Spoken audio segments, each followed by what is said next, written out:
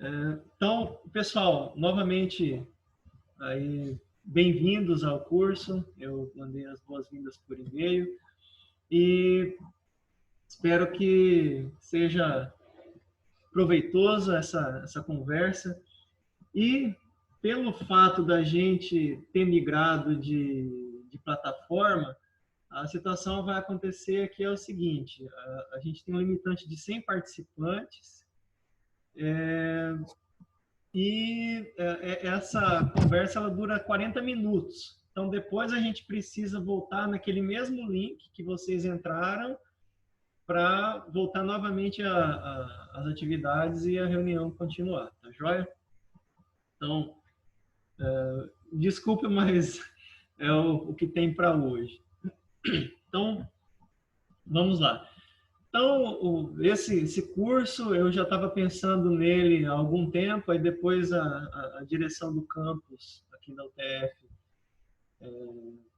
surgiu com essa proposta de cursos rápidos, né? Então, eu submeti uma proposta e a ideia é falar da matemática que tem por trás das notícias de Covid, do coronavírus, né? Então, não esperem que eu vá pegar uma ou algumas notícias e vá destrinchar a matemática que tem por trás. Mas o que a gente vai fazer aqui é ver alguns elementos da epidemiologia matemática, aí de forma bem introdutória, mas que possam ajudar a entender melhor as notícias. Outra coisa, vocês estão me ouvindo bem? Tá ok? Beleza. Então, maravilha. Então, eu vou seguir aqui. Eu não sei como é que está a distribuição aqui do pessoal. Eu vi que tem, inclusive um professor de Curitiba, que esses dias eu fiz uma oficina com ele, está me vendo aqui na primeira experiência, o Alexandre. Vamos seguir aqui. Então, vamos lá. Primeiro, falar um pouco da minha formação, né? Atualmente eu trabalho aqui na UTF, aqui no campus de Cornélio Procópio. Terminei meu doutorado em matemática aplicada pela Unicamp em 2018. Em 2011, terminei o mestrado em matemática aplicada pela UFABC, tanto doutorado quanto no mestrado estudando aí modelos de transmissão de doenças. E em 2009 eu concluí a graduação de licenciatura em matemática pela Estadual de Maringá. Então, aqui eu coloquei algumas notícias, né? Já que o título tem isso, né? Por trás das notícias, faz sentido a gente ter algumas notícias, né? Então, pelo menos como motivação. Então, aqui nessa primeira notícia aqui, a gente tem a notícia sobre o modelo matemático lá da Imperial College, né? Que é um dos mais influentes, mais comentados. Tem alguém com o microfone ligado aí. Então, nesse modelo aqui, ele tem influenciado várias políticas em diversos lugares, né? E sido referência aí nas previsões. Depois aqui abaixo dessa notícia, né, aquela primeira lá de cima, são notícias que dizem respeito a um possível cenário tendo Acho que vai dar certo, porque só tem uma pessoa, falta uma pessoa só. Pessoal, desliga o microfone aí, por favor. Então, já as outras duas notícias aqui, elas têm a dizer sobre uma previsão a respeito de algumas informações que já se tem. Então, considerando informações de vírus, comportamentos em outros países, então é possível fazer essas previsões. E aqui essa última notícia, a respeito do caso de subnotificação, né, da Covid, de 12 a 15 vezes. Então, já dando um spoiler aqui, logo aí no segundo ou terceiro slide da apresentação, Então, isso aqui é possível ser feito levando em consideração, por exemplo, as taxas que são fornecidas pela Coreia do Sul, que lá ainda não são taxas verdadeiras, mas são muito mais próximas das verdadeiras do que a grande parte dos outros países, porque lá, proporcionalmente, é o país que mais fez testes de Covid na população. Desculpa. Então, nesse contexto aí da epidemiologia matemática aí, né, já parafraseando o Zeca Pagodinho, né, você já ouviu falar? Então, como é que quem abre o jornal agora e vê lá epidemiologia matemática numa notícia, né, de onde surgiu isso? Então, dentro dos modelos matemáticos, né, a gente tem aí os que vão descrever problemas da mecânica, física, economia, em diversas áreas. E a gente tem os modelos matemáticos aplicados à biologia, biomatemática, né? Não que proporcionalmente seja essa que eu fiz aqui, mas eu fiz só por questão de entendimento mesmo. E dentro dos modelos aplicados à biologia, né, nas diversas aplicações, a gente tem os modelos que vão estudar a dinâmica de doenças, né, da transmissão de doenças. Então, desde o nível populacional, que vai estudar o nível de populações, que é o que a gente vê na maior parte dos noticiários, mas também do nível celular. Por exemplo, o que acontece ali no órgão do pulmão, né? Como é que a doença vai se espalhando ali? Tem algum tipo de célula que é mais suscetível ou não? Então, esse tipo de coisa, né? Então, eu posso ter modelo macrocelular ou nanocelular, microcelular, dependendo dessa escala aí que vai descrever o mesmo problema, mas com uma proposta diferente, né? Eu não gosto de ficar muito falando em citações, né? Mas em se tratando de modelos matemáticos, eu me recordo sempre de duas frases que professores meus sempre falavam, né? Que a primeira é que o modelo matemático ele deve ser considerado como uma caricatura da realidade, né? Do sistema real. Então, não adianta você acreditar, por mais que ele está prevendo algumas coisas, né, e assumir isso como uma verdade. Ele é limitado, tem as suas limitações, não considera toda a realidade, né, mas para alguma coisa ele vai servir. Então, de acordo com as suas informações que você abasteceu ele, né, vamos chamar assim, então você tem lá possíveis casos, né, que podem acontecer. Então, uma outra frase, né, nesse contexto seria que o simples resolve tudo. Então, não tente querer inventar moda, complicar as coisas. Então, primeiro, começa do mais simples para entender o fenômeno, né, o comportamento, para depois você ir incrementando, vamos dizer assim, o seu modelo, né? Principalmente se você não tem tanta experiência, né? Então, em termos de modelos matemáticos, né? Então, aí o que pode e o que não pode, né? Então, os modelos matemáticos são muito eficientes aí para ajudar na predição e entendimento do fator estudado. Isso tem sido, inclusive nas notícias, né? Sempre citam modelos matemáticos ou pegam algum professor ou para falar sobre modelos, né? Auxiliam na identificação de padrões, né? Eu deixei aqui o identificação de padrões destacado, porque em matemática isso está muito presente em qualquer área da matemática.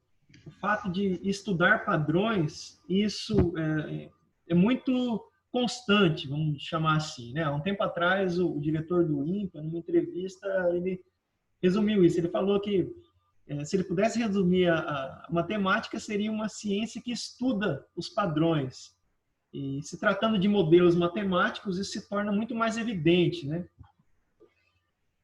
Então, diante disso, ajuda ainda a vislumbrar resultados de políticas de intervenção, estimar parâmetros a partir de dados experimentais, né? Então, a gente tem o caso aqui, por exemplo, de como o Brasil, o Paraná, aqui principalmente, a gente mais no interior, a gente é sempre mais tardio com relação à Europa, lá o epicentro da epidemia, então a gente sempre pode, felizmente ou infelizmente, né, usar esses dados de outros países, né, de outras condições, para, acabei riscando aqui, para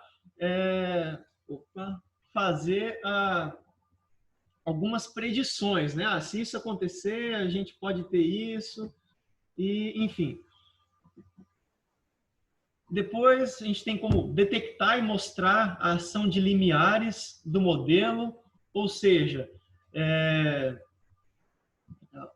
tem um limiar, no sentido matemático, ele é algo que ele passou daquele ponto ou ele não passou, né? Ele vai ter um comportamento.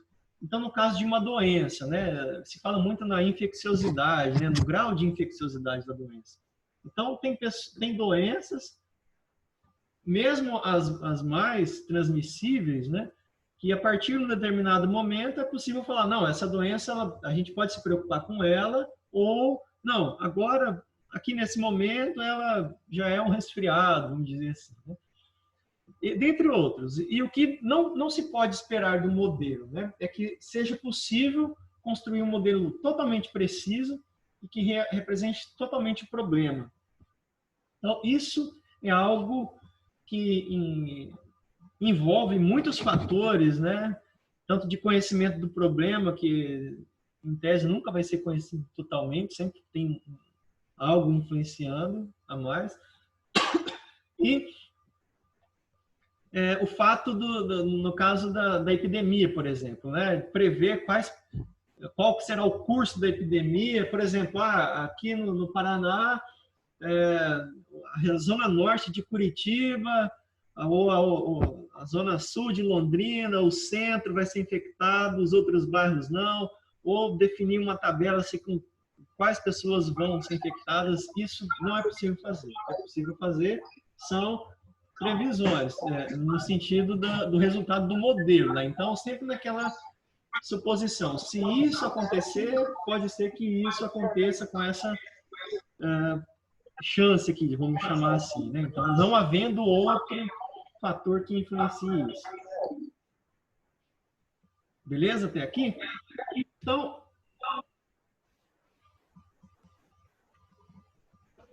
em torno da epidemiologia matemática, né? Então, é um modelo que estuda e descreve a dinâmica de doenças infecciosas.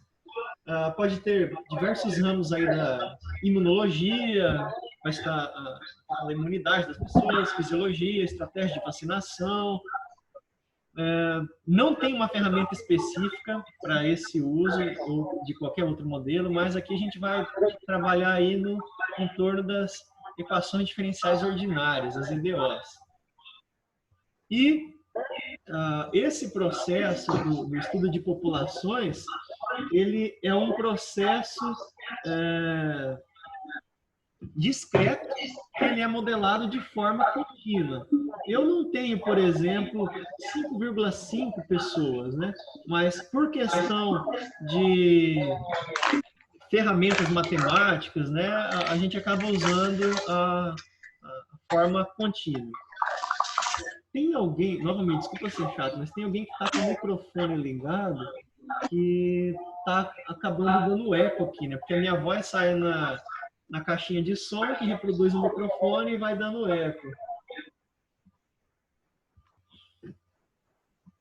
Obrigado aí.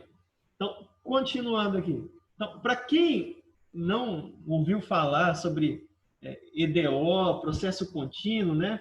Então, uma pequena introdução aqui, né? Isso é uma maneira de estudar a variação. A gente faz isso porque o nosso intuito é estudar como que se dá essa variação. Então, por exemplo, se eu tenho aqui a variação de suscetíveis em um determinado período de tempo, então eu tenho um ΔS por ΔT, que é representado pelo ds dt. No nosso caso, a derivada contínua. Eu poderia representar pela discreta. Seria um outro caminho. Uma analogia bem próxima é a velocidade, né? Que ela nada mais é do que a variação do espaço com relação ao tempo. Por isso que a unidade da velocidade é quilômetro por hora, né? A unidade da primeira variação, a variação aqui no numerador, dividido pela unidade da variação aqui no denominador.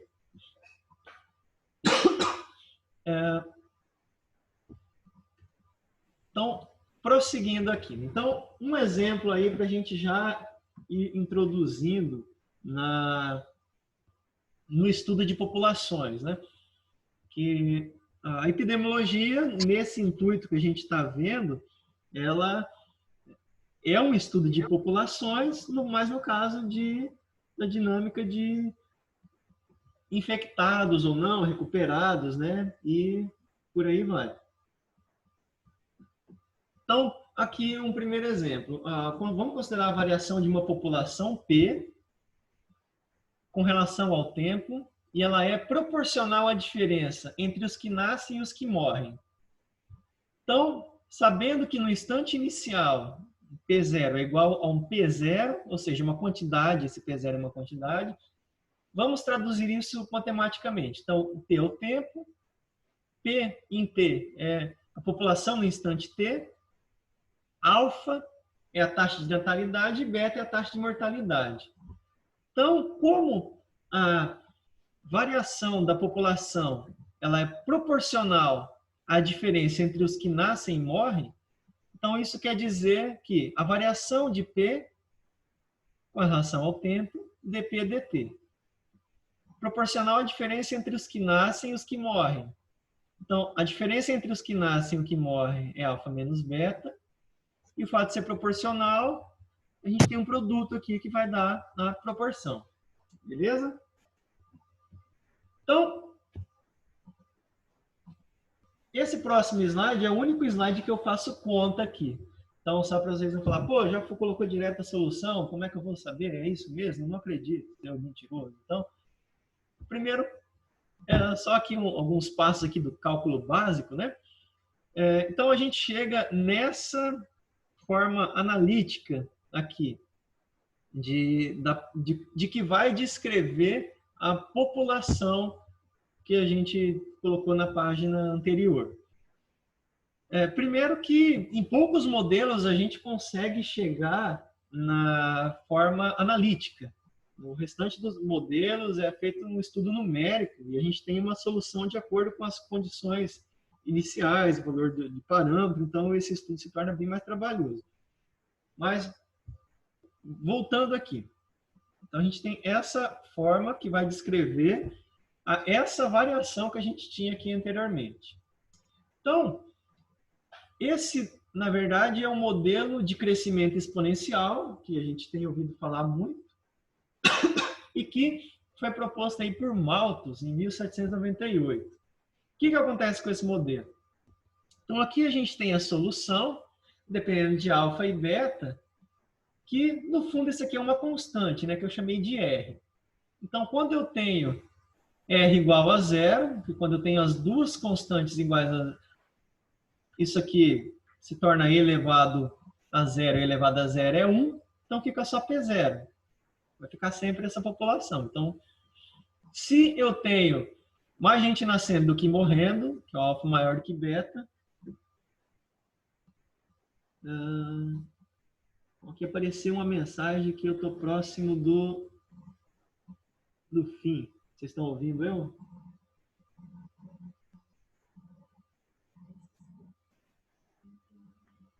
Então, só manter o combinado. Oh, beleza, maravilha. Estão mantendo o combinado, só lembrando, né? Se cair a sessão, vocês retornem pro link que eu mandei anteriormente e a gente retoma. Então, seguindo aqui. Se está nascendo mais gente do que morrendo, eu vou ter o crescimento exponencial. E se morre mais gente do que nasce, né? No caso esse R seria menor do que zero, que aqui teria um expoente negativo, então ficaria 1 sobre um exponencial, então ele vai decrescer, vai tender a zero. Então isso é o que acontece. Aqui eu tenho um outro modelo e eu já resumir aqui. Esse aqui é o modelo de crescimento logístico. Então, aqui eu tenho aquela constante R que eu tinha no modelo anterior, mas agora a proporção aqui mudou. Tem 1 menos M sobre K. O que tem de diferente aqui? O que tem de diferente é esse K. Esse K, ele é conhecido como a capacidade de suporte do meio. Então, ele é o quanto que o meio que eu estou considerando, que eu estou modelando, quanto que ele suporta crescer. Então, se eu considerar uma floresta, um lago e for colocar alguma cultura de animais, algas, enfim, alguma coisa que eu for estudar. E esse meio vai ter uma determinada capacidade. Então, quer dizer que ele vai ter recursos para suprir essa população até esse ponto em diversos fatores. Então, aqui, por exemplo, nesse gráfico, a gente tem aqui a linha tracejada do K. Quando eu tenho uma condição inicial aqui embaixo, né, para baixo dessa linha, então a linha sempre vai se aproximando desse valor do K. E se ela está para cima, ela vai decrescendo. Ou seja, se eu coloco a população aqui para baixo de K, né, ela vai crescendo até esse limite. Se nesse mesmo local eu chego e coloco lá que seja alga, por exemplo, a água vai começar a morrer até chegar nessa quantidade aqui que é suportável, né? Ou no caso de animais, né? Alguns vão embora, outros vão morrer, e assim por diante. Por que eu fiz isso? Porque aqui a gente tem esse modelo aqui, ó, e esse daqui. Se fala muito que a doença tem um crescimento exponencial, mas se a gente for considerar um crescimento exponencial, ela nunca vai parar de crescer. A rigor, é isso, o crescimento exponencial. E esse daqui, a gente pode comparar, aqui eu fiz um gráfico, inclusive se vocês quiserem fazer, vocês podem entrar nesse livro aqui, troquem esse código aqui, o axis_bgcolor, por facecolor, num compilador online do Python, e você vai gerar exatamente esse gráfico aqui. Então, aqui a gente tem o gráfico dos suscetíveis, em azul, que começa aqui na proporção de 1. Então, esse modelo aqui está na forma proporcional, né? Não está na forma da quantidade de população. Então, à medida que a doença começa a crescer, começa a ter infectado, então, aqui os suscetíveis começam a cair.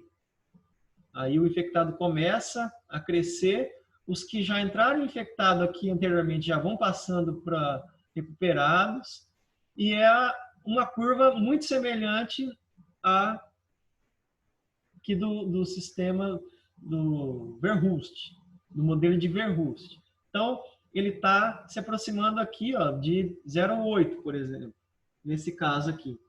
Então, a gente tem aqui os infectados indo para 0, aqui com 160 dias, depois os suscetíveis indo para 0,2 e os recuperados indo para 0,8, certo? Quando esse gráfico tem esse comportamento, que ele vai se mantendo numa reta, então nesse tipo de modelo a gente costuma dizer que ele está em equilíbrio, certo? Então, isso aqui eu vou retomar depois. Mas só para vocês verem, né? Então, esse fato de ser... a doença tem crescimento exponencial, certo? Num período, sim. Se a gente olhar aqui, esse crescimento aqui, ó, ele é exatamente esse crescimento aqui. Ok? Mas aqui, em determinado momento, começa a haver a mudança de concavidade. Então, aqui a gente tem a concavidade totalmente virada para cima, quando eu tenho exponencial. E quando eu tenho o modelo de Verhulst, que é o crescimento logístico, eu tenho para cima, depois tem um ponto de inflexão aqui, que ele vai ter a concavidade voltada para baixo e vai tender essa capacidade de suporte aqui. Ok? Então, continuando. A gente chega nesse modelo que é conhecido como SR, né? Ou alguns chamam de SIR. Então, a gente vai gastar um bom tempo aqui nesse slide aqui. A gente tem essas caixinhas e, por esse motivo, são chamados modelos de sistemas compartimentares, que são, na verdade, compartimentos, né, em que a população vai fazendo a migração. Então, no caso de uma doença infecciosa, um indivíduo aqui de I é o indivíduo que vai ser contagioso, né? Então, à medida que houver um contágio de I com S, o indivíduo de S passa para I com essa taxa beta, que nos modelos epidemiológicos, se você fizer um modelo mais simples, esse daqui, por exemplo, esse daqui vai ser o parâmetro mais trabalhoso para você estudar o seu modelo. Essa outra taxa aqui, ó, de passagem de I para R, ela é nada mais do que o inverso do período infeccioso. Então, se nesse período aqui fica 20 dias, então, em geral, se costuma assumir essa taxa aqui como 1/20. Então, são dados biológicos, né?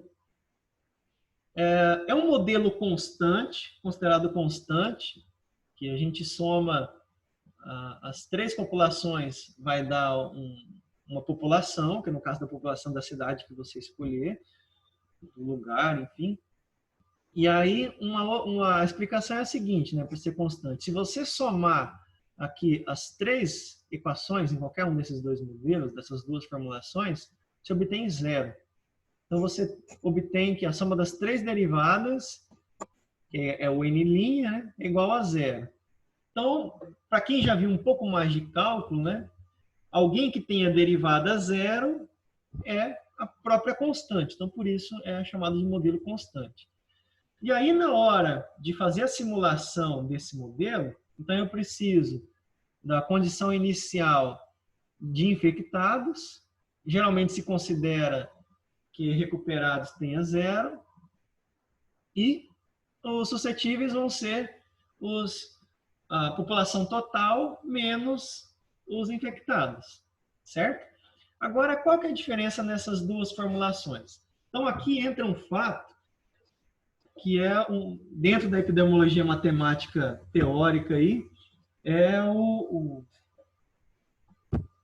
primeiro paradigma que a gente tem, que é a lei de ação das massas. Então, aqui a gente tem a lei de ação das massas e nesse modelo aqui a gente tem a pseudoação das massas. Mas o que muda?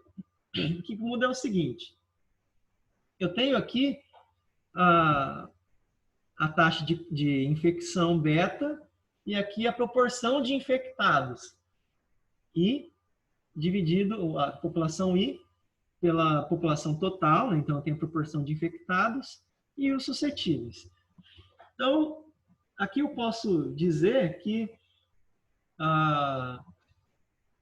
esse contágio aqui ele se dá de forma proporcional à quantidade de infectados. E a proporção da cidade também. Então, é diferente, desculpa, de eu ter um infectado aqui em Cornélio Procópio, por exemplo, que está perto aí dos 50 mil habitantes, ou de considerar a região metropolitana de São Paulo, que dá em torno de 22 milhões de habitantes.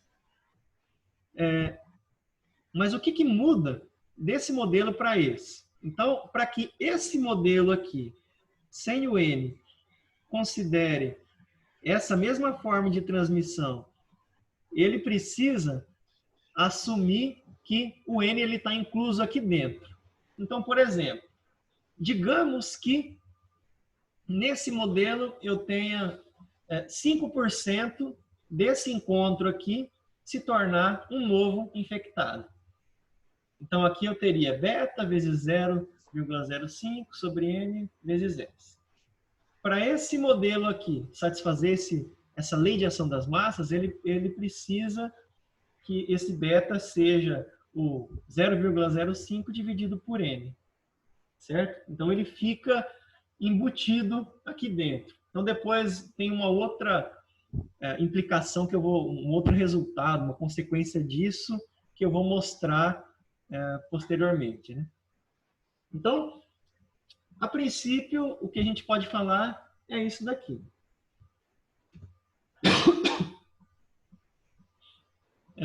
Outra coisa é que eu não...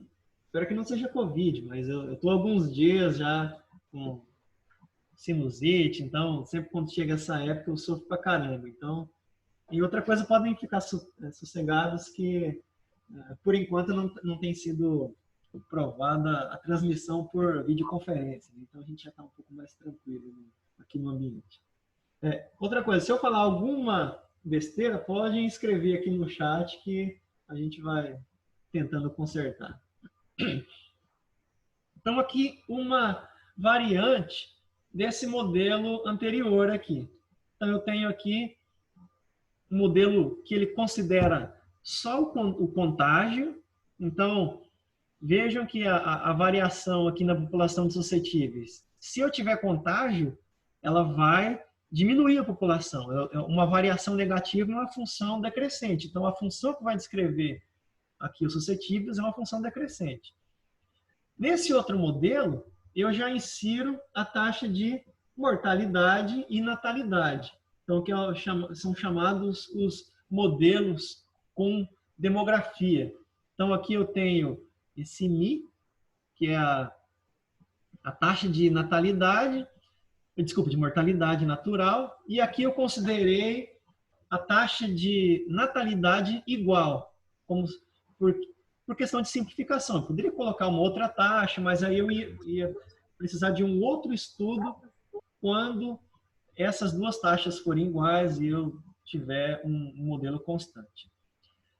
Então, outra implicação que tem escondida aqui é que todo indivíduo que nasce aqui de I e de R, ele nasce suscetível. Em algumas doenças pode ocorrer que já se nasce infectado, né? E assim como na taxa do tempo de infecção, lá na taxa de passagem, aqui a gente tem esse 1 sobre μ, que é, na verdade, o tempo, né, em que o indivíduo vive.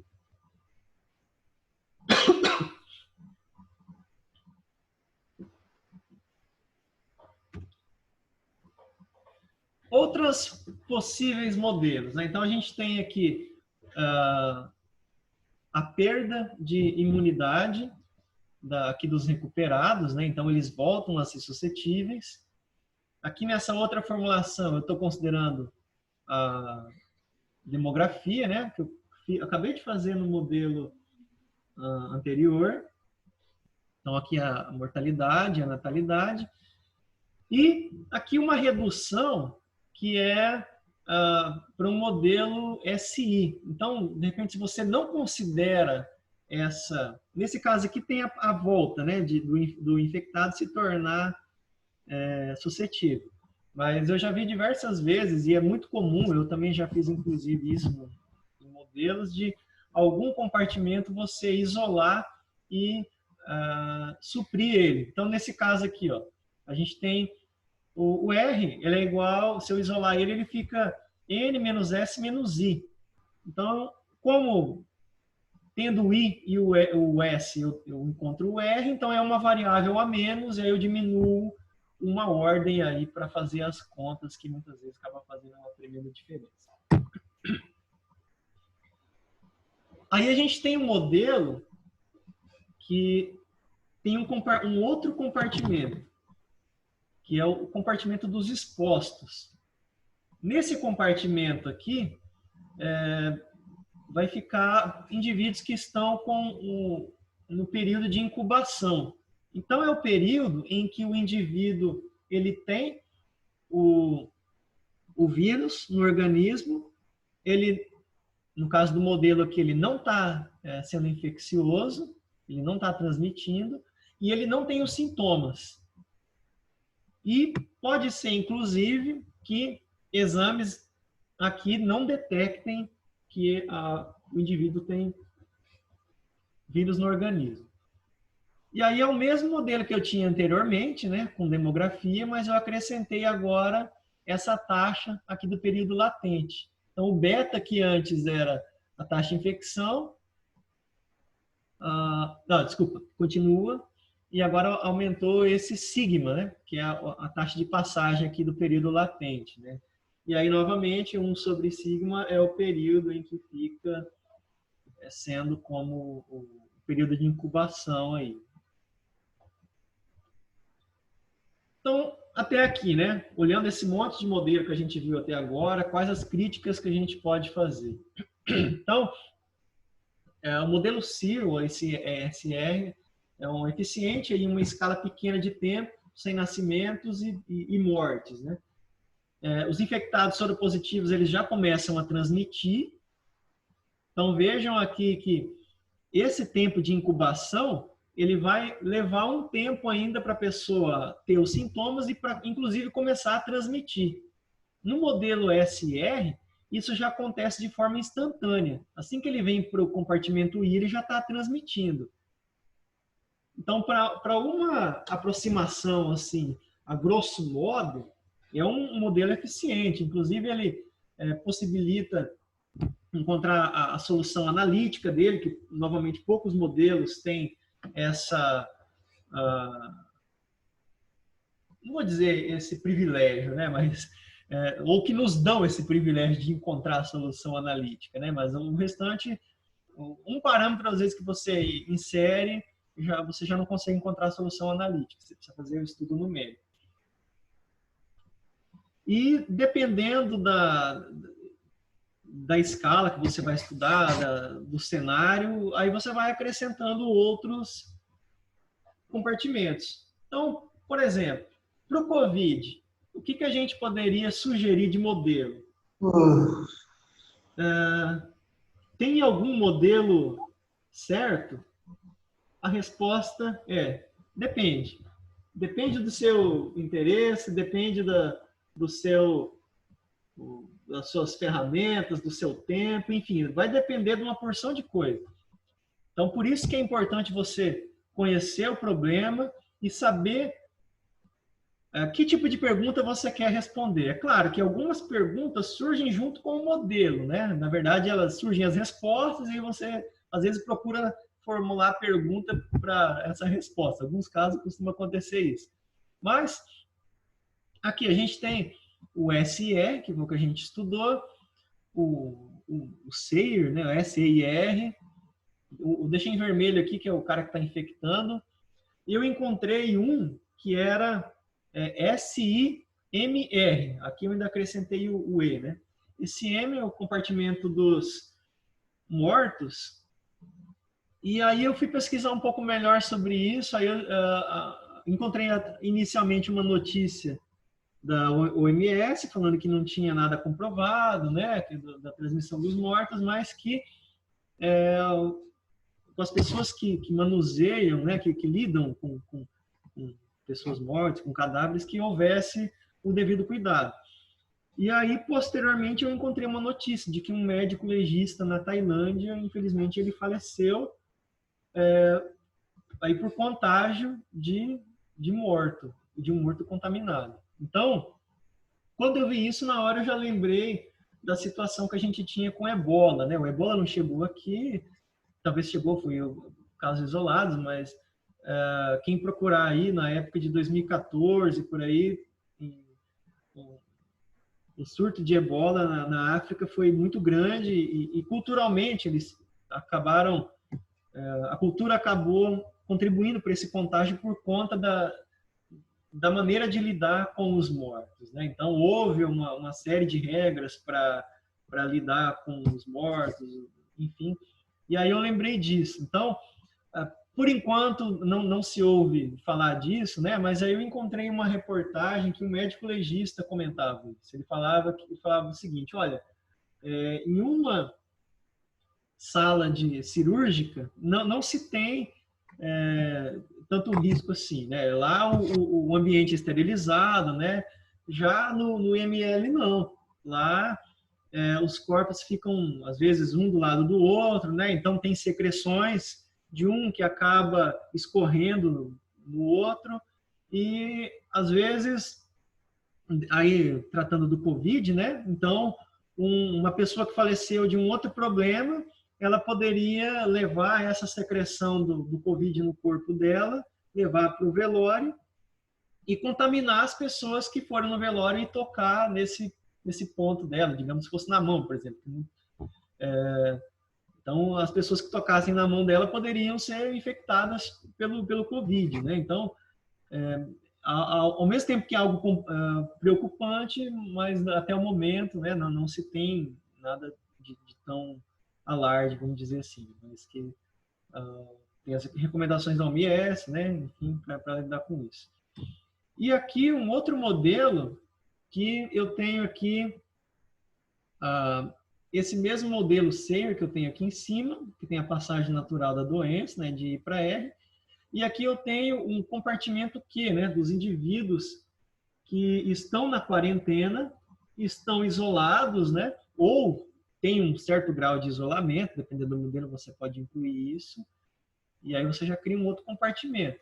Então você pode ter, inclusive, várias classes aqui de suscetíveis, né, que dependendo conforme se comportam, conforme se isolam, e aí isso vai do gosto, vai do objetivo que você está estudando, né?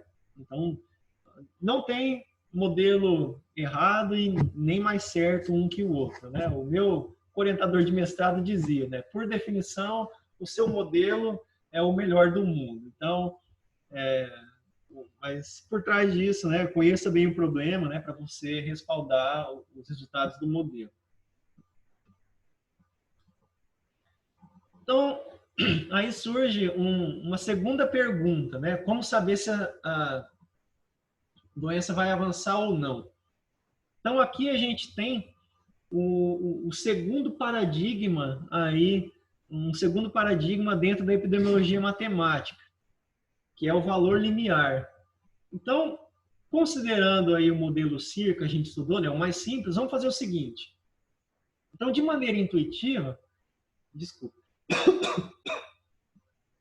De maneira intuitiva, a gente pode pensar nessa variação dos infectados com relação ao tempo, né, pensar da seguinte maneira: olha, para a doença seguir adiante, né, para a gente ter mais infectados, então eu preciso ter que cada pessoa que está infectada, que ela transmita para mais de uma pessoa, certo?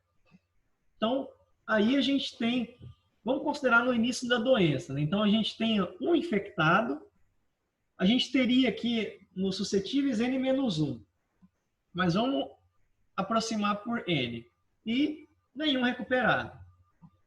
Então, na equação dos infectados, para que a variação seja positiva, é o equivalente a gente escolher isso maior do que zero. Então, como o I é diferente de zero, ou no caso aqui é 1, né, substituindo por 1 e o S por N, então eu tenho esse N simplificando, e aí eu chego que beta sobre Ni é maior do que 1. Ou seja, o fato da variação dos infectados ser maior do que zero implica que essa razão aqui é maior do que 1. Essa razão aqui é chamada o limiar da doença, é o R0. É o que vai medir a infecciosidade da doença, o quanto que a doença está transmitindo. E naquelas duas formulações, né, na segunda a gente tinha esse cara aqui, esse R0 dessa forma. Então, primeiro, vejam que aqui, nesse R0 aparece o N e nesse outro não. Então, aqui a gente tem a verdadeira ação das massas. Então, o N não aparece. Aqui a gente tem a pseudo-ação das massas, que o beta, na verdade, é beta sobre N. Que eu discuti isso aqui lá no começo, lembra? Então, aí esse N daqui simplificaria com esse, ficaria novamente beta sobre V. Então, por isso que eles são equivalentes. Então, aqui alguns exemplos aqui de valores de R0, né, para algumas doenças. Boa parte eu tirei desse livro aqui, os outros eu tirei de alguns artigos, acabei não colocando aqui. Mas, primeiro que, novamente primeiro, né, sempre o primeiro, mas o R0 ele representa, né, se perguntarem para você, né, você está lá, agora não tem mais almoço de família, né, está todo mundo em quarentena, mas vou fazer uma videochamada com a família, ficar à tarde lá conversando, né? Alguém falar da infecciosidade e tal, o R0. Então, você pode falar, o R0 ele é o número médio de infecções secundárias que um único caso infectado vai gerar em uma população totalmente suscetível. Então, outra coisa é que o R0, ele vale a expressão, né? Essa expressão aqui, ela vale só no começo da infecção. Por quê? Porque depois essa população suscetível não vai ser mais N, vai ser uma fração. Então, no caso aqui, eu teria que calcular a fração de suscetíveis. E aí, já não seria R0. Via de regra, é conhecido como o R0 efetivo, né? O R efetivo. Mas isso só é terminologia, né? Às vezes, muita gente acaba falando R0, mas matematicamente é isso. Então, vejam só, o COVID, naquele trabalho da Imperial College, eles falam de alguns cenários de 2.2, outros de 2.7, mas ele fala muito no cenário aqui de 2.4. E aí, em outros artigos, eu encontrei aí variando de 1.4 a 5.7, dependendo do comportamento, né, das políticas adotadas, né, da circulação, enfim. E aqui outras doenças, né? Veja que o ebola causou todo aquele estrago e, ó, 1,51. A cólera também, a cólera, não de 1,6 a 2,7. Os campeões aqui são o sarampo e a catapora, né? Mas vejam que o grosso da infecção, né, o mais grave, não é o fato do quanto ela infecta, né, mas é a necessidade que ela vai gerar depois, né? Então, essas pessoas infectadas vão precisar de leite de UTI. Na verdade, desculpa se eu estiver abusando da ingenuidade aqui, né, mas às vezes, se a gente olhar só para essa tabela, o sarampo é mais perigoso que o Covid, né? Então, às vezes, pode dar essa sensação. E não é necessariamente assim, né? O sarampo a gente cuida, tem os cuidados já, né? Tem a vacina. E uma outra coisa é que muita gente imagina que é uma doença de criança, né? E, embora eu mesmo fui pegar depois dos 30, mas muitas crianças pegam porque grande parte da população já pegou a doença, então já está imune. Então vão sobrar só as crianças, só as que nasceram depois de algum surto. Beleza? Então, aqui agora um caso aqui para a gente sair um pouco desse âmbito de conta, né? Então, aí por volta de 1854, em Londres, era uma cidade muito populosa, não tinha rede de água, né? Vários problemas sociais, e aí surgiu um surto de cólera em muitos casos. E aí, com ele surgiu John Snow, que foi considerado como o pai da epidemiologia matemática moderna. John Snow, ele... Poxa, eu acho que eu esqueci de colocar para gravar, né? Será? Enfim, vamos lá. John Snow, ele não acreditava que a doença se transmitia pelo ar, que era uma coisa que todo mundo acreditava na época. Então, ele começou a pesquisar outras coisas. Então, o que ele fez? Ele pegou o mapa da cidade e foi fazendo os pontinhos onde moravam as pessoas que tinham casa de cólera, né? Depois ele colocou outros pontinhos, esses daqui de azul, que eram as bombas de água onde as pessoas pegavam a água para consumir, já que não tinha encanamento. E aí ele descobriu o seguinte, né? Vejam só essa bomba aqui. Tem uma porção de casas aqui. O que ele fez? Ele foi fazer o uso do diagrama de Voronoi. Eu até então não tinha ouvido falar dessa ferramenta, né? Mas esse diagrama de Voronoi ele faz o seguinte: você tem 2 pontos, traça uma linha no meio, vai dividir, delimitar aqui a região mais próxima de cada ponto. Se você tem mais pontos, você vai ter essas regiões aqui, ó, com 4 pontos, por exemplo. E aqui com vários pontos você tem essas regiões aqui, ó. Então, se você clicar aqui no branco, por exemplo, é toda a região mais próxima desse pontinho aqui. Então, é uma ferramenta muito utilizada, por exemplo, para definir para qual aeroporto vai tal determinado avião num pouso de emergência, né? Então, o que ele fez? Aí ele fez um mapa da cidade, considerando essas informações anteriores. Opa! E o diagrama de Voronoi, ele fez aqui aplicado à cidade. E aí constatou que essa bomba aqui, a Broad Street, localizada na rua Broad Street, então ela teve muito mais casos de pessoas que consumiram água dessa daqui do que qualquer outra bomba. E depois se constatou que várias pessoas, as outras pessoas, por um motivo ou outro, acabaram consumindo a água daqui. E aí a prefeitura veio, né, fechou a bomba, interditou, e aí posteriormente se constatou que próximo aqui a essa bomba havia uma fossa que acabou tendo um vazamento e contaminando a água. Mas houve uma exceção, né? Como toda regra, sempre tem uma exceção, que foi o caso da cervejaria Lyon. Veja que é essa da foto aqui, ó, tem um leão aqui em cima.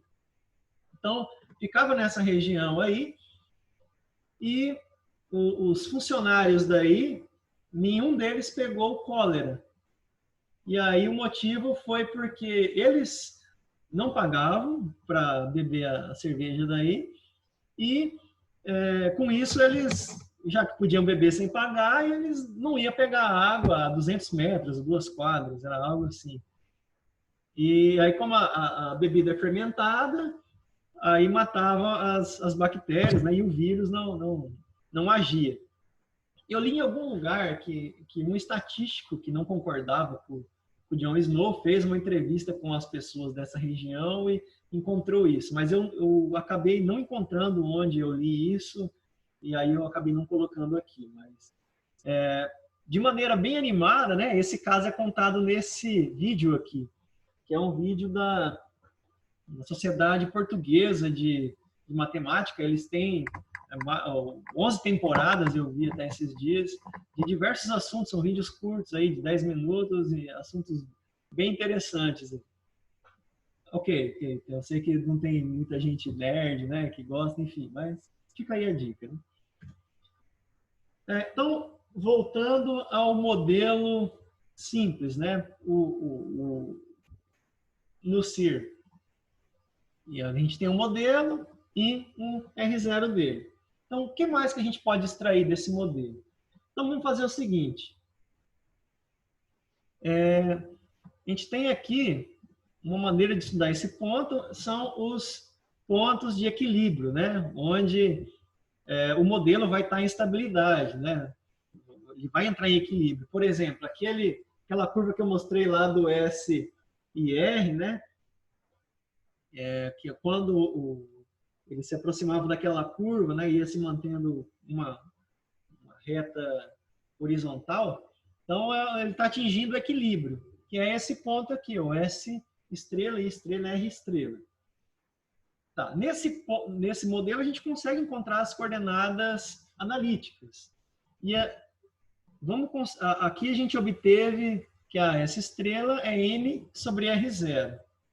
Então, a gente faz o seguinte, a fração de suscetíveis no equilíbrio, né, depois que o modelo já entrou em equilíbrio, eu tenho essa estrela sobre N, então essa estrela eu troco aqui por N sobre R0, N sobre R0, e esse 1 sobre N que eu já estava dividindo aqui, para eu ter a fração de suscetíveis, né? Então, vai me sobrar 1 sobre R0. Aqui eu tenho um outro paradigma que muita gente acredita que para todos os modelos de epidemiologia se tem que a fração de suscetíveis é o inverso do R0. Mas não, para alguns modelos, no caso de vetores, por exemplo, você vai ter o produto das frações de suscetíveis como sendo a fração resultante, né? E o que eu posso fazer com esse R0, 1 sobre R0 aqui? Então, vamos pensar o seguinte. Se a fração de suscetíveis é 1 sobre R0, então S sobre N mais I sobre N mais R estrela sobre N daria 1. Então, eu passei ele para o outro lado. Então, eu tenho aqui 1 menos 1 sobre R0, que é igual a esses caras aqui, que vão representar o quê? Quem já está com a doença ou já passou pela doença, que é o I estrela e o R estrela. Beleza? Então, o que eu posso fazer com isso? Então, aqui ficou um pouco mais fraco esse gráfico, mas eu espero que vocês consigam ver. Então, aqui a gente tem o gráfico dessa função aqui, ó, 1 menos 1 sobre R0. Foi isso que eu fiz, que é a fração dos que passaram pela doença ou estão com a doença. Então, por que eu fiz isso, né? Alguns estudiosos aí falam que a gente só vai alcançar aí o que eles chamam de imunidade de rebanho, né? Quando a gente já não pudesse se preocupar mais com futuros surtos da doença, quando 70% da população já tiver alcançado já ter se contaminado, né? Está com a doença ou já passou pela doença. Então, se eu pegar aqui essa reta aqui, ó, do 70% e mandar aqui embaixo no eixo X, eu vou ter aí 3,3. Isso quer dizer o quê? Que para eu ter essa condição satisfeita, cada indivíduo infeccioso precisa transmitir aí para mais de 3 pessoas. E aí isso causaria um colapso, eu não preciso nem falar, no sistema de saúde, né? Então vejam que mesmo com um modelo simples, a gente é capaz de saber por que os dirigentes lá do Reino Unido deixaram de pensar isso e foram pensar em olhar para o modelo matemático, né? Então, cada um transmitir para 3, ok, mas e hospital para todo mundo? E leito hospitalar? Como é que a gente faz?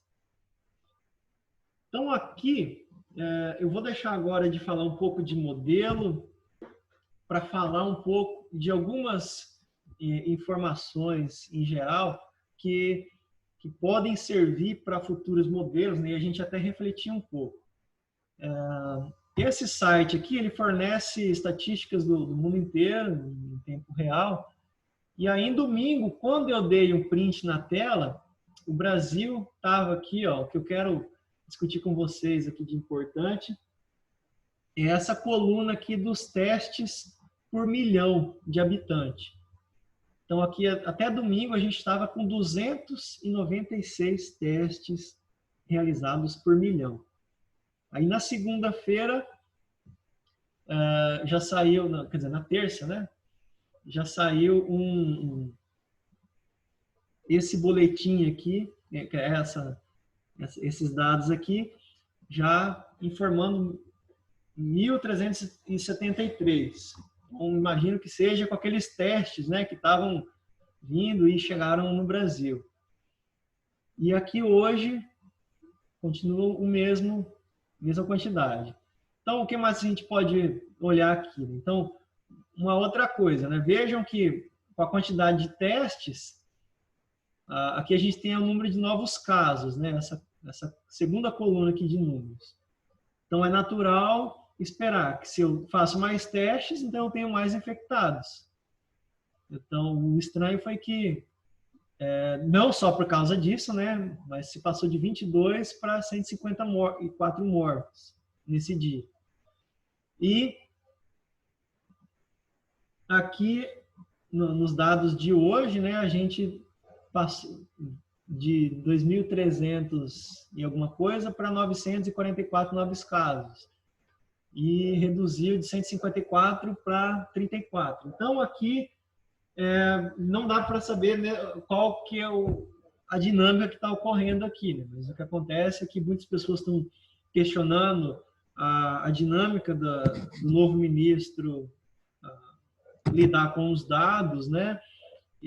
Mas também se fala muito da ação que as ações de isolamento estão tendo nas cidades.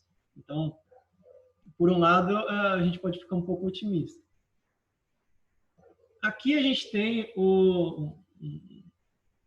esse mapa aqui, que também pode servir como estudo epidemiológico, e que não foi feito por alguém da matemática, foi feito por um professor do departamento de cartografia. Então, vejam só, não precisa ser um matemático para fazer um modelo epidemiológico. O que é esse mapa que esse estudo está falando? Então, tem aqui o mapa de São Paulo, aqui em vermelho as principais rodovias, e vejam que os casos, né, no estado de São Paulo, eles vão seguindo aqui o rastro das rodovias, né? Então, muita gente questionando aí sobre o fato de bloquear a estrada, né, entrada e saída de cidade. Então, aqui a gente tem um estudo aí com dados até o dia 15 de abril sobre o estado, com relação ao estado de São Paulo. Bom, agora tem uma parte dos próximos slides aqui que eu confesso que eu fiquei um pouco chocado quando eu vi isso. Então, aqui a gente tem o boletim epidemiológico fornecido pelo Ministério da Saúde. Então, aqui à esquerda, o que foi feito com os dados de 16 de abril, eles ficam disponíveis nesse site aqui. E esse outro aqui é um mapa da rede de hospitais no Brasil. Então, quanto mais preto, são 4 categorias de hospitais, e o mais preto aqui, ele indica que esse hospital ele tem até 500 leitos, 500 camas, né, na verdade. Aqui, esse outro mapa aqui, é do mesmo trabalho. Aqui eu coloquei o boletim que foi atualizado com as informações até o dia 19 de abril. E aqui a gente tem os mapas com dados aí de até 2016 de hospitais que têm mais de 21 leitos de UTI e as cidades que estão no raio de 100 quilômetros. Então, é claro que houveram algumas atualizações depois disso, mas já serve de um bom comparativo para a gente. E uma outra coisa é que alguns hospitais acabaram fazendo ampliações, né? Tem essas campanhas sendo feitas para colocar mais UTIs, né? Enfim, mas vejam só aqui, ó, em alguns, por exemplo, aqui no Mato Grosso, só no sul do Mato Grosso que tem um hospital com mais de 21 leitos. O restante para cima, não. Vejam que a gente tem hospitais aqui, mas a gente não tem leitos. Isso, novamente, com esses dados aqui de 2016, né? Mas vejam que mesmo esse daqui, ó, com a rede de hospitais, tem muita região ainda descoberta aqui, esses pontos aqui. Aqui no Amazonas, por exemplo, tem muito vão entre uma cidade, um hospital e outro. Então, mais ainda a importância das políticas públicas de isolamento social, principalmente aqui nesses estados aqui, né? A gente aqui tem bastante hospitais, mas até 2016 eram as cidades que tinham leitos, né? Mais de 21 leitos de UTI. Então, para quem gostou desse assunto, pô, que legal, né? Eu quero estudar isso. Onde é que eu saibo um pouco mais sobre esse assunto? Onde é que eu procuro um pouco mais? Então, aqui algumas referências, né? Esse primeiro aqui, o Mathematical Models in Biology, da Leia, é uma excelente bibliografia para um primeiro contato. Ele começa aí desde da intuição de modelo, trabalha com modelos discretos, e depois vai para modelos epidemiológicos, modelos de equações diferenciais parciais. Então, um primeiro contato eu recomendo. Esses outros dois aqui próximos, né, seguindo aqui a direita, então são livros aí mais referentes à epidemiologia, né? Então, desse livro aqui eu tirei, por exemplo, aqueles R0, tem vários modelos que eles fazem estudo de alguns tipos de casos, o tipo de interpretação, além da ação das massas. Já esses outros 3 aqui, ó, o Mathematical Tools for Understanding, Mathematical Epidemiology e Infectious Diseases of Humans, são 3 livros aí que, primeiro, que eles são muito caros, mas eu tive contato na doutorado na biblioteca, e são livros aí, como diria o professor Clóvis, né? Aquele professor Clóvis da USP, se você procurar aí, né? Se você tem bril, né? Então, esses daqui vão te ajudar a cultivar esse bril na epidemiologia matemática, né? De você pegar um modelo, extrair o que tem de resultado dele. São livros muito recomendados aí, não só para matemáticos, mas para pessoal da área da saúde, que pretende entender um pouco mais de matemática para entender um pouco melhor esses problemas. E aqui uma seção nacional, né? Esse livro aqui, dificilmente vai encontrar ele físico, mas é possível encontrar ele na internet. Os próprios autores disponibilizaram o PDF dele. Então, ele é um curso de equações diferenciais. O objetivo do livro é esse, mas ele faz uma introdução muito boa assim, sobre modelos matemáticos, aborda isso em diversas aplicações, tem vários projetos, né? Lida com vários modelos, inclusive de epidemiologia. Esse outro aqui, ele é um livro de modelagem matemática, mas inclui a parte de modelos, tem essa introdução que ele faz aqui, alguns problemas, mas também tem para ensino. Então, nesse outro, ele faz só essa parte de modelos sem a parte de ensino. E desse daqui, modelagem matemática, teoria e prática, é possível encontrar uma versão muito parecida com ele online, que chama Temas e Modelos. Esses 2 aqui, ó, de modelagem matemática, eles têm aqui na biblioteca de Cornélio. Então, na hora que voltar, né, você pode ir lá procurar, sentar lá e ler seu livrinho. Esse daqui, ele trata um pouco mais de modelos relacionados a efeitos de vacinação, né? Os 2 primeiros capítulos são um pouco mais gerais aí de epidemiologia, tem uma introdução bem rica. E, inclusive, aqui tem um site que eu coloco lá por sessões de assunto, né? Então, eu coloco, às vezes, alguns são notas de professores que disponibilizam, ou são autores que disponibilizam livros, ou, às vezes, até o próprio link do Google Books, né? Para divulgar e oferecer uma referência para as pessoas. Às vezes, até para mim mesmo, né? Às vezes, eu prefiro salvar lá, eu sei onde encontrar. Então, para quem quiser depois, façam isso, são boas fontes, bons primeiros passos. Então, aqui as referências, né? Aqui de onde eu tirei aqueles R0, boa parte deles. Aqui os trabalhos do Thomas, da tese e do artigo.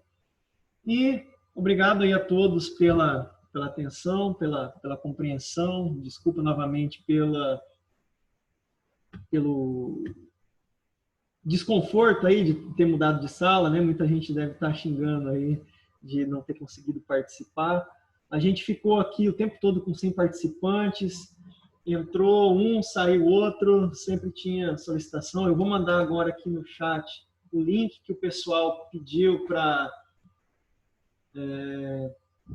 passar sobre quem fez a inscrição, né? Para pegar o certificado. E aí agora fica aberto aí o período para perguntas, né? Então, se alguém tiver alguma pergunta, é hora de conversar. Já agradeço de antemão o pessoal que porventura, algum motivo ou outro tem que sair, né? Não vai poder ficar, já agradeço e retribuo os diversos obrigados que eu estou tendo aqui. Então, para fazer a pergunta, vocês podem só apertar o mute aí, que vai desbloquear o microfone de vocês, e aí vocês podem falar. Vamos tentar fazer assim, se der muita briga, a gente começa a fazer inscrição.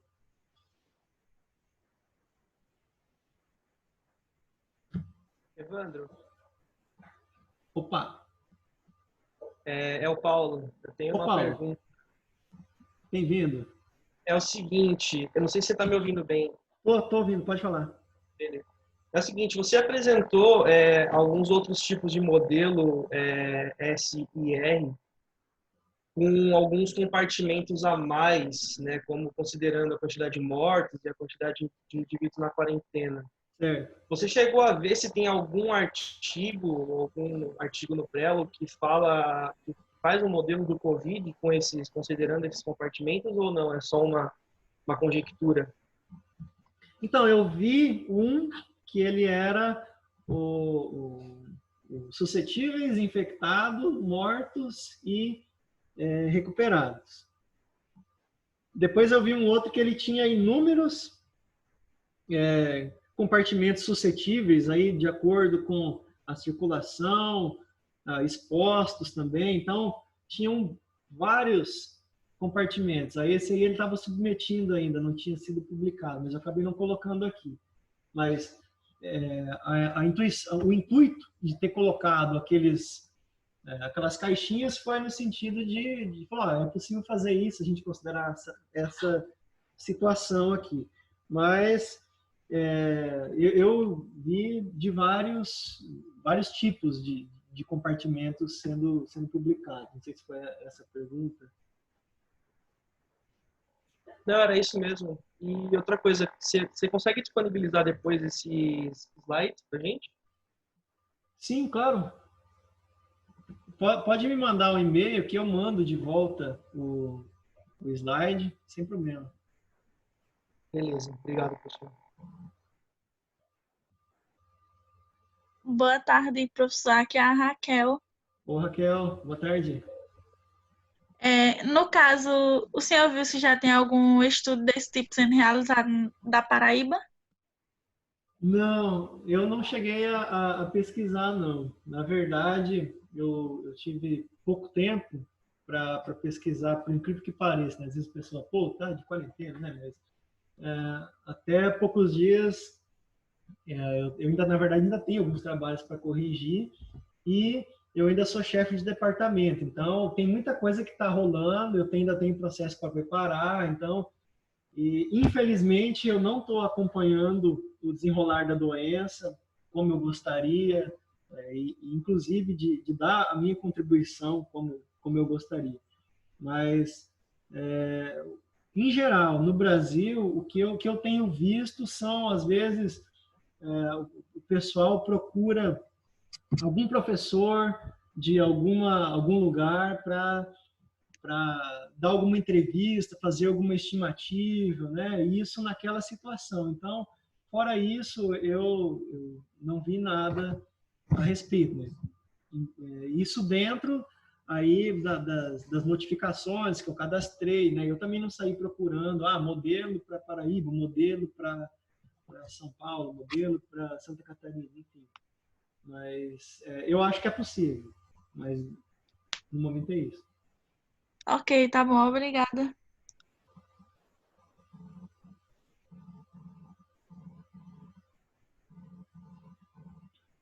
Alguém mais? Evandro, é o Marcelo aqui. Ô, Marcelo. Você tá bom? Cara, qual a estimativa de erro dos modelos que estão feitos com os casos observados? Em média, assim. Olha, isso é um problema em aberto e a pergunta do milhão, porque sempre depende da estimativa que você está tomando, né? Então, no caso, se você assumir as taxas lá da Coreia do Sul, que são taxas muito próximas da realidade, né? Com relação àqueles fatores da quantidade de teste, que proporcionalmente foi muito próximo, é o país que mais lesionou em termos de proporção da população, né? Mas isso você considera que o seu modelo, que a sua população vai se comportar da mesma maneira que a população da Coreia do Sul se comportou. Então, isso também é uma outra coisa delicada de medir. Então, medir esse erro aí, o que é possível fazer chama um estudo de análise de sensibilidade, que vai dizer um pouco o quão sensível é o seu parâmetro. Então, de acordo com a sua estimativa, o seu intervalo de variação de cada parâmetro, né, de acordo com o que você considerou ali, esse modelo ele faz um estudo, faz várias simulações, e aí se você sabe alguma coisa sobre ele, você sabe onde é uma média, por exemplo, você considera uma distribuição normal em torno dessa média, senão você coloca uma distribuição uniforme. Uhum. E aí, o que ele faz é te fornecer estatísticas sobre a correlação direta ou indireta com alguma variável. Então, isso, para modelos epidemiológicos, é tranquilo de se fazer razoavelmente. Tem um artigo que faz isso, que ele já deixa todo o script em MATLAB, então o que você precisa fazer é entrar lá, baixar e adaptar para o seu modelo. Então, mas, de qualquer maneira, dentro da sua realidade, dentro das suas regras, você vai ter aí uma estimativa aí mais próxima de uma estimativa desse erro que você me falou. Com certeza, assim, cravar é só a estimativa de eleição, que depois sai o resultado e você pode falar se deu certo ou não. Mas, fora disso, eu não conheço nada. Não, tranquilo. Outra coisa, rapidinho. Você tinha falado que é um problema discreto modelado de forma contínua, né? Por exemplo, mas você está considerando o tempo como uma das variáveis, e o tempo é contínuo. Como se dá essa explicação, assim? Que esse ponto eu realmente fiquei pensando, assim. Então, no caso, o tempo é contínuo, mas a população não. Então, a gente considera ela como sendo contínua. Então, essa é a questão. Tá, entendi. Agora entendi. Tá, ok, entendi o que você disse. Beleza? Então, em alguns momentos, isso aí pode até piorar. Por exemplo, você tem um problema discreto, que é modelado por uma ferramenta contínua.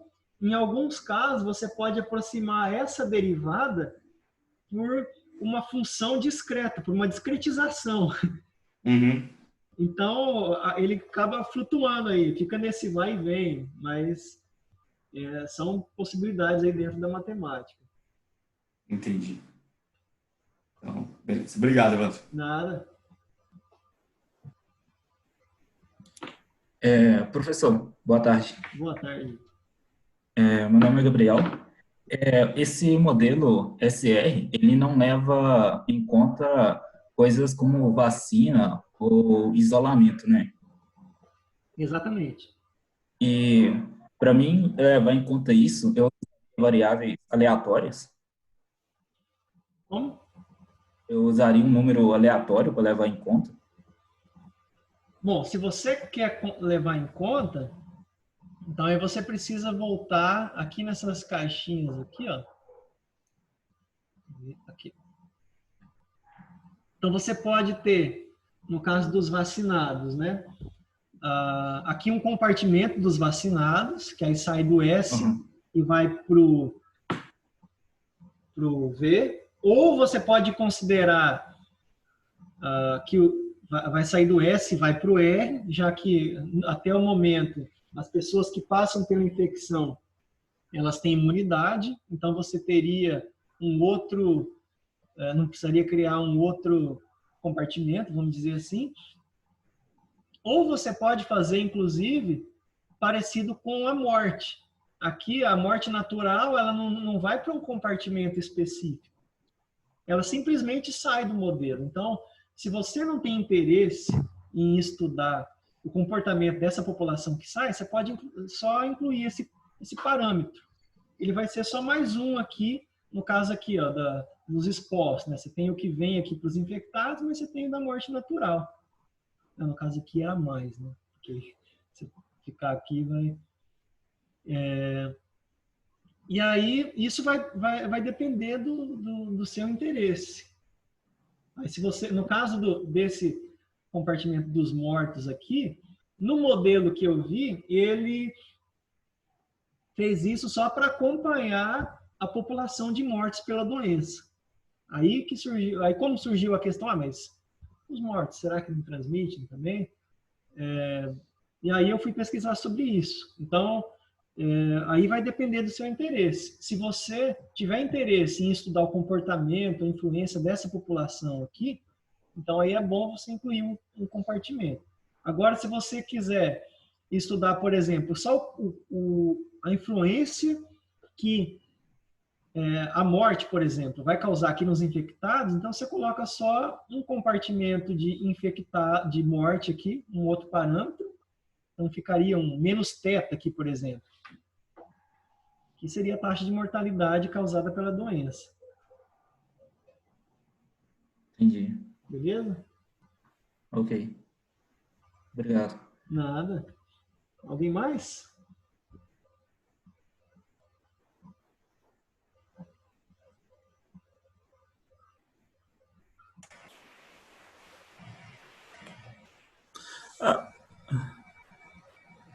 Pode perguntar. Evandro, Opa. aqui é o Pinho da UTFPR aqui de Curitiba, tudo bem? Ô, Pinho, tudo bem? Bem-vindo. Beleza. Eu vou te fazer uma pergunta, ou seja, como é que você, nesse teu modelo matemático, você encaixa, porque você fala das pessoas que são susceptíveis, Isso. mas o ser susceptível é quase que a população inteira, e nós podemos dividir esse susceptível em duas formas, por exemplo, Isso. em relação ao Covid e qualquer outra doença. Você vai ter o susceptível da pessoa que adquire, de modo geral, ele adquire a doença e ele adquire um sintoma, ou ele tem um sintoma, e você teria o susceptível que não tem sintoma. Ou seja, então, para essa pessoa, o vírus, por exemplo, não teria nenhum efeito. E como é que você representa isso dentro do modelo matemático? Ou seja, diferenciar aquelas pessoas que são susceptíveis e desenvolvem algum sintoma da doença, e você tem o susceptível, que é a pessoa que sofre, porque ele entra em contato com o vírus, mas ele não tem nenhum efeito, ou seja, o vírus não tem nenhum efeito sobre a pessoa. Como é que isso se encaixa nesse modelo matemático? Bem, professor Pinho, aqui é o seguinte, você pode ter um parâmetro aqui que vai ser essa quantidade esse percentual de pessoas que adquirem a doença, mas não tem sintomas. Então, elas simplesmente saem daqui, né? Então, seria o mesmo efeito que a morte natural causa aqui, seria um parâmetro a mais. Mas isso, novamente, você tomaria como base, por exemplo, a Coreia ajustando modelos aí, né? Mas uma coisa interessante aí, que eu acho, e considerar uma boa pergunta, sobre os suscetíveis em si. Porque em alguns modelos, em algumas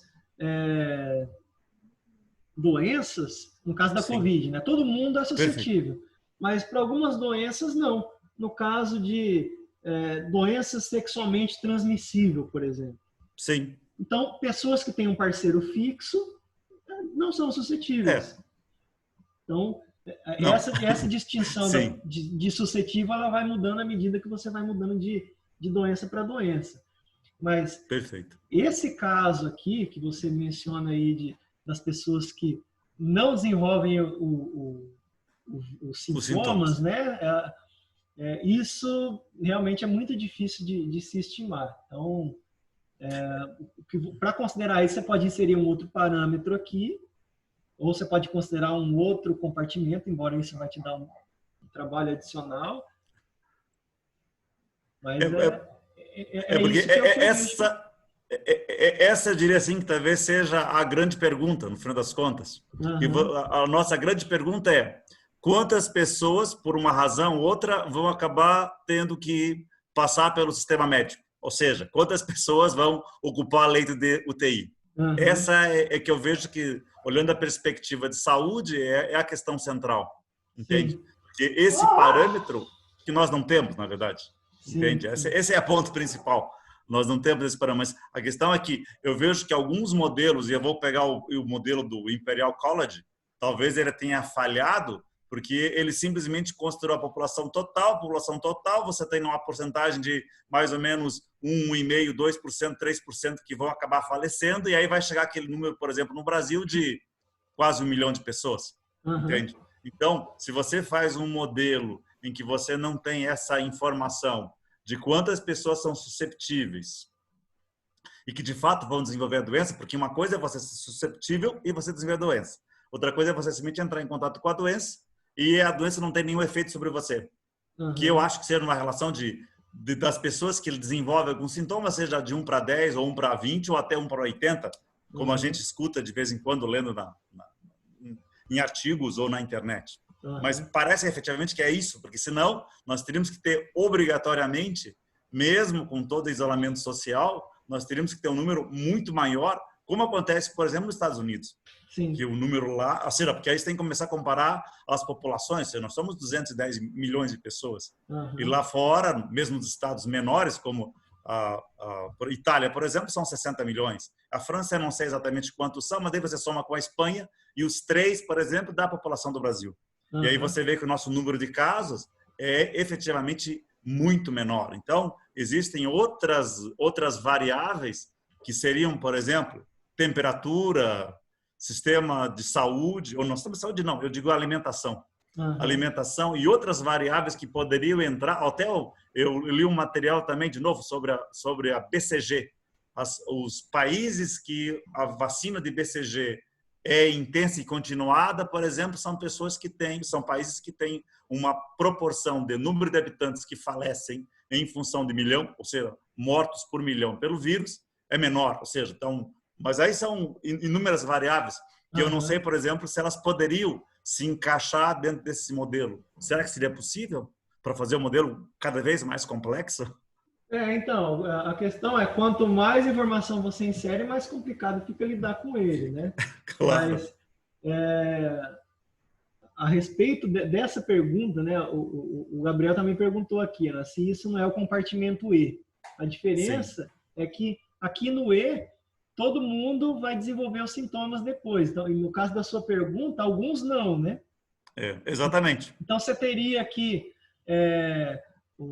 você chamar... Beta. Aqui a gente chamou de... Sigma menos mi. De sigma, né? Então, você poderia ter 1 menos sigma, que é o que não vai ter os sintomas, né? Então, perfeito. É uma maneira de resolver isso. Sim. Então, parabéns pelo teu curso. Muito obrigado. Gostei bastante. Muito obrigado. Um abraço. Tudo de bom para você. Tudo de bom. Tchau, tchau. Pessoal, alguém mais? Como estamos?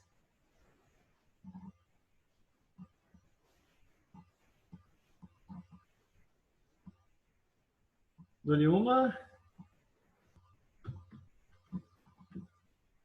Bom, então, já que a gente está baixando exponencialmente, como diria um professor meu, a gente já está chegando a quase a categoria de cúmplices aqui, né, ao invés de testemunhas.